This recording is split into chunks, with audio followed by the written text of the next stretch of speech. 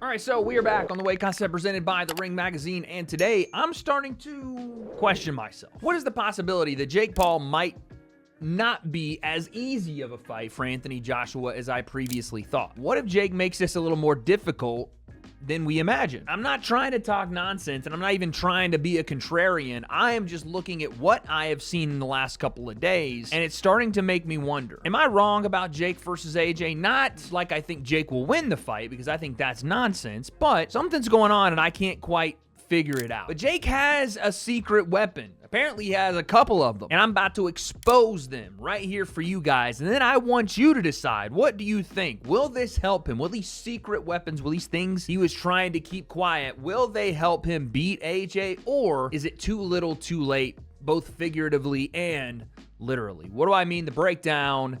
Let's go. But folks, before we get into the breakdown, I want to say a big thank you to the sponsor of today's video, First Form. That's right, folks. First Form is one of the most trusted supplement companies in the United States and a brand I personally use every day. First Form makes high-quality, third-party tested products designed to help you perform better, recover faster, and look and feel your best. Whether you're trying to build muscle, lose fat, or just get your nutrition dialed in, they've always got something that fits. And what I love about First Form is that their products actually work. No shortcuts, no gimmicks, just real results. And like I said, everything's third-party tested, so you know whatever's on the label is exactly what you're getting. And my personal favorites from First Form is this Formula 1 Whey Isolate post-workout protein, or the Micro Factor that I take on a daily basis, which is an incredible vitamin pack that's designed to support immunity, overall health, energy, cellular function. You got it all covered. And for you guys, I have an exclusive deal when you click the link in the description.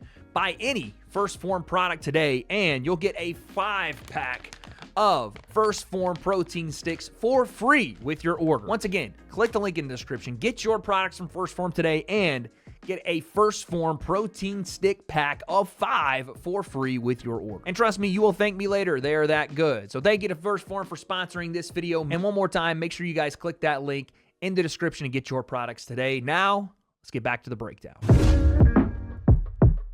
All right, so like I said, Jake Paul got a couple of tricks up his sleeve for this Anthony Joshua fight. Now, again, does it matter what Jake does when we're talking about a fight that was just booked a week and a half ago and now is about 3.5 weeks from happening? Can you get good enough, as prepared as you need to be for an Anthony Joshua fight if you're Jake Paul, who hasn't fought someone in the top, realistically, the top 50? I know Tommy Fury is ranked in the top 50, but anyone that is a top 50 fighter, even in your weight class, let alone a top 10, top 5 heavyweight in Anthony Joshua, who was a 2-time heavyweight champion of the world. Can you get prepared for a guy like that if you brought in, let's just say, a deity, a freaking Zeus, Hercules, whoever, to prepare you? Could you do it? I don't think that Jake would have enough time, seeing as he's already undersized. He's not a real heavyweight, and this is Anthony fucking Joshua we're talking about. But I will say there were rumors going around that Jake was not taking this fight as seriously as he needed to. That Jake was dilly-dallying,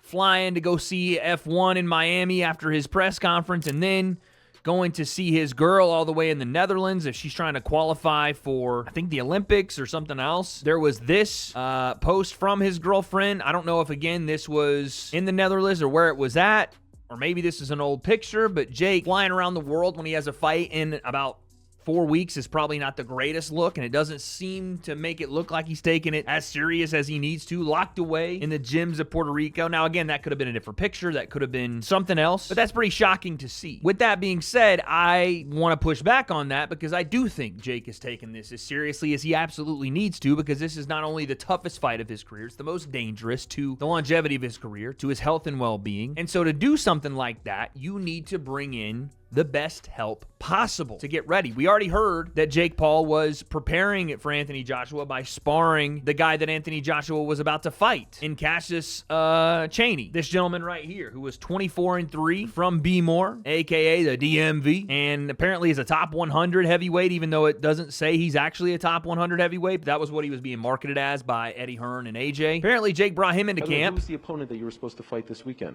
He's in Jake Paul's camp. Who's that? What? Yeah. He's he in here? Jake Paul's camp. What's his name? Cassius. Okay. And where was Yeah. that supposed to be? Already whooped that ass. Sorry, Cassius. Oh, damn. What was that supposed to be? He got a broken knee right now. Again, a smart move from Team Paul to go, okay, let's see if we can get a guy in that AJ was going to fight. If you remember, he was supposed to be a surprise fight on the recent Ring 4 Night of the Champions card. And with that being said, we talk about Jake dropping Cassius Chaney in sparring, and apparently Logan Paul dropped a video on his channel and showed a little bit more insight into this. This guy he's sparring is not like his normal sparring partners. This is a big motherfucker, dude. Big, strong guy. And I have to say, Jake's cojones can no longer be denied. We're a family who always defies the odds and do what people say we can't do. So I'm riding with my brother through and through. I fucking love this kid. He inspires me. He should inspire you to do shit that you did not think was possible, because that's been the story of our careers. He's gonna do it this fight, December 19th, I believe, in Miami, Florida. It's gonna be great. I think he just knocked him down or something. So you can see a couple of things here. Logan does show an interesting thing here. He shows 2 clips of Jake sparring this guy. And the first one is, this is Cassius Chaney, which again, we're not going to see much here, man. I know I'm the king of making a lot out of a little here, but you see Jake just essentially, we'll turn Logan down here. Just double jabbing his way in. Cassius goes high guard, straight back. I mean, nothing really to take away from that, right? It's just Jake getting, into the corner and double jabbing his way out, which is, good to do, right? You don't want to get pressed into a corner by AJ, although I do think, call me a bit of a conspiracy theorist, I do think if AJ is somehow to put Jake back on the back foot into a corner like this, that the overhand is coming out. The jab to the body overhand will be a weapon that Jake looks to a lot in this fight. He may spam it the entire fight because it's his best weapon, and it's one that potentially can change the fight if it's thrown up, at the right time and AJ doesn't see it. Jake could hurt him with that, but that's really all I see Jake being able to do. And that's not a dismissal of Jake's skills, whatever. It's just he hasn't experienced levels in this game, at least not under the bright lights. But you also see this clip. I think he just knocked him down or something. So you see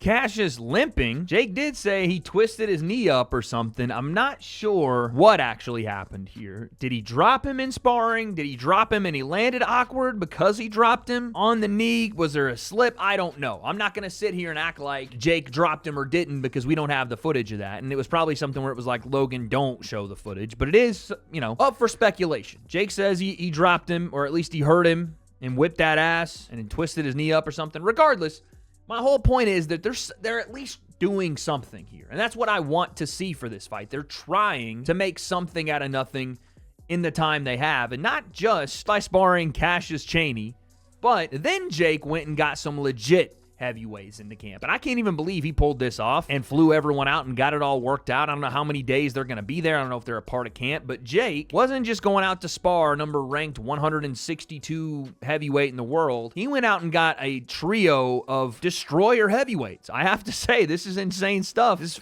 picture, I guess, was on his story, but Ring Magazine also posted it on their Twitter. Jake Paul sparring in the gym with heavyweights Jared Big Baby Anderson, Frank Sanchez, and Lawrence Okoli to prepare for his fight against Anthony Joshua next month. Now, this picture is fucking insane. Number one, you do have legitimate heavyweights there. Frank Sanchez, probably the most legitimate of them all right now, the Cuban Flash, is 25-1 with 18 knockouts.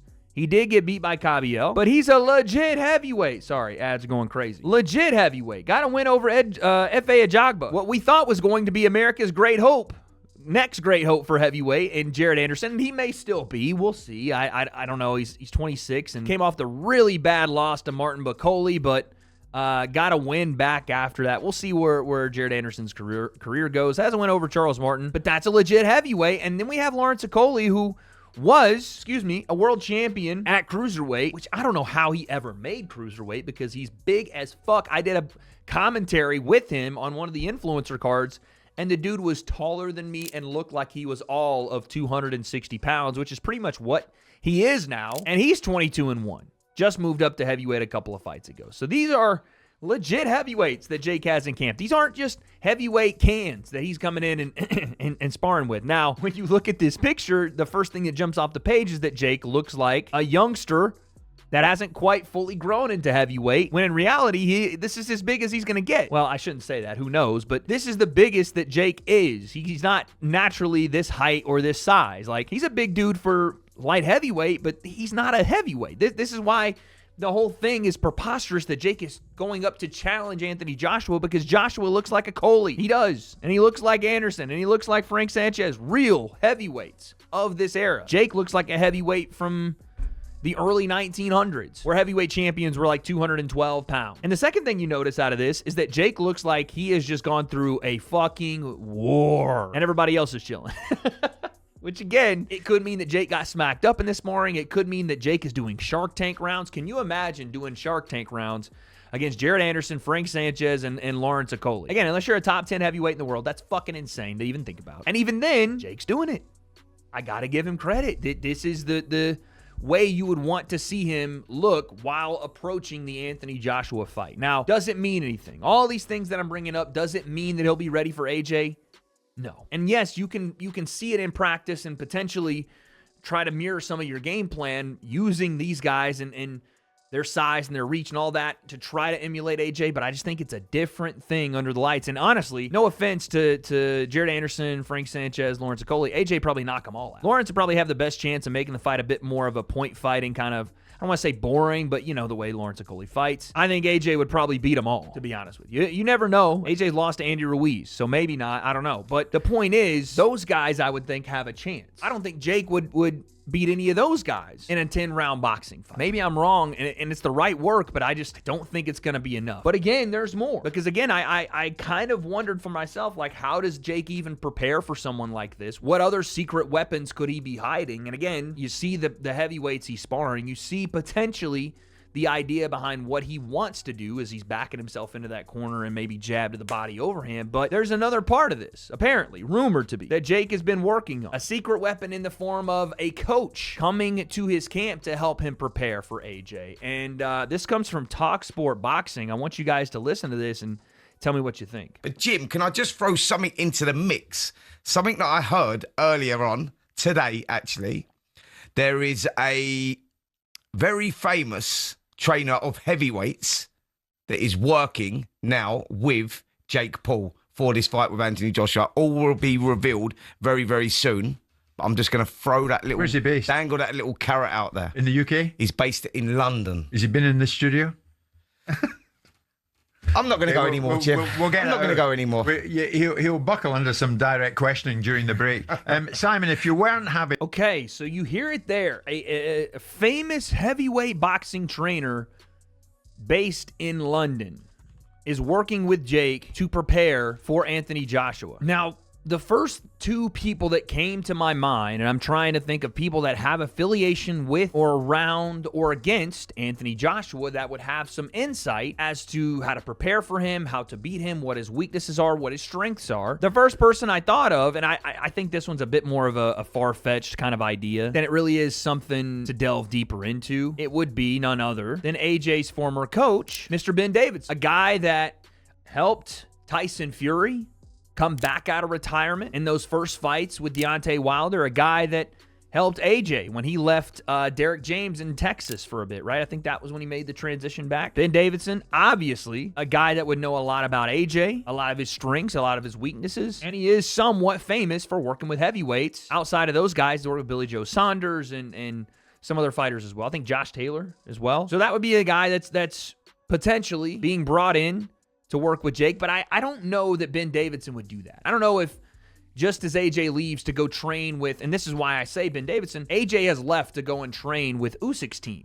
Left Ben Davidson, go train with Usyk's team. I don't know, because their relationship is so good, I don't know that Ben Davidson would just turn coat on AJ and help somebody prepare for him. Don't think that would happen, unless it was like a Tyson Fury who he already had a relationship with. So that leaves another individual. That leaves Mr. Don Charles. Don Charles, British boxing trainer, known for coaching Derek Chisora, but also known for coaching one Daniel Dubois, who just so happened, as you see here in this little very small picture down on the right side here, just so happened to, as of earlier this year, absolutely chin and stop AJ in dramatic, epic fashion in AJ's triumphant return after AJ stopped Francis Ngannou and had all his confidence back and was fighting for a world title, and Daniel Dubois said, "No, sir, not tonight." If this is true, it makes things very interesting. Don Charles was in a pretty much chaotic camp. If you guys remember with Daniel Dubois, it was like Daniel Dubois' dad was also kind of training him, which was an issue with Shane McGuigan when he was there. And then Don Charles came in, and it was chaos in the corner, and Don was trying to coach and